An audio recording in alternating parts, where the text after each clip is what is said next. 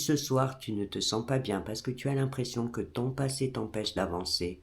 Alors, installe-toi au calme et écoute ce petit murmure. Si ce soir tu as l'impression que ton passé te poursuit et qu'il t'empêche d'avancer, qu'un souvenir, qu'une parole ou qu'une scène continue à te peser même des années après, et que malgré tous tes efforts tu n'arrives pas à t'en libérer, alors laisse-moi te parler d'une théorie qui va te prouver que le passé n'est pas aussi figé que ce que l'on pense. Elle nous vient d'une psychologue américaine, Elizabeth Loftus, qui a passé toute sa carrière à étudier le fonctionnement de la mémoire. Et ce qu'elle a découvert est aussi passionnant qu'éclairant. Tout part du constat que contrairement à ce que l'on croit, notre mémoire n'est pas une caméra.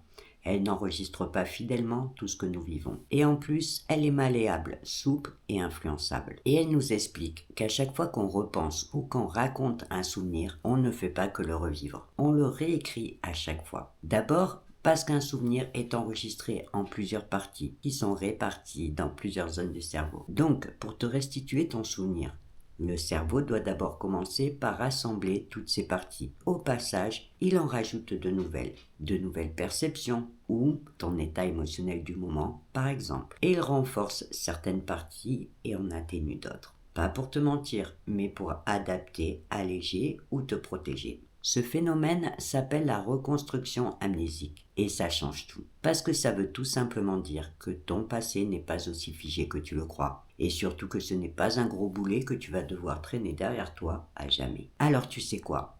Il faut que tu commences par arrêter de croire que ton passé est une prison dont tu ne peux pas sortir. Tu ne peux pas changer ce que tu as vécu. Par contre, tu peux choisir de changer le regard que tu y portes dessus, pour peut-être laisser entrer un peu plus de douceur, un peu plus de compréhension et peut-être un peu plus de liberté. Ce qui te pèse encore aujourd'hui, ce n'est pas vraiment ce que tu as vécu, mais plutôt la perception que tu en gardes aujourd'hui. Et ça, tu peux apprendre à l'apprivoiser doucement. Pas en niant ton histoire, mais en apprenant à la regarder autrement. En prenant le temps de revoir tes souvenirs douloureux avec une nouvelle perception et un regard neuf. Tu pourrais par exemple commencer par te dire que ce souvenir n'est pas une vérité, mais juste ton interprétation du moment. Alors ce soir, ne lutte pas pour essayer de le fuir ou de l'oublier, mais laisse rentrer un peu plus de douceur, un peu plus de clarté, et tu verras que petit à petit, ce souvenir te deviendra moins lourd. Et maintenant, ferme les yeux, détends-toi